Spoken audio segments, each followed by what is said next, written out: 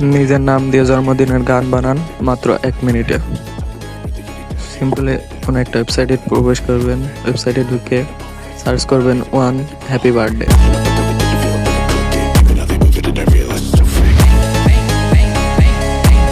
তারপর প্রথম ওয়েবসাইটে ঢুকে যাবেন, তারপর উপরে সার্চ বারে আপনার নাম সার্চ করবেন।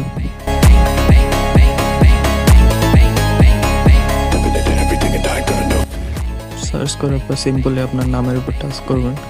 টাচ করে ওখানে প্লে করতে পারবেন, আবার ডাউনলোডও করতে পারবেন। নিচে ডাউনলোড সং, ওখানে ক্লিক করলে ডাউনলোড হয়ে যাবে। 助っ人で新記録出しちゃったし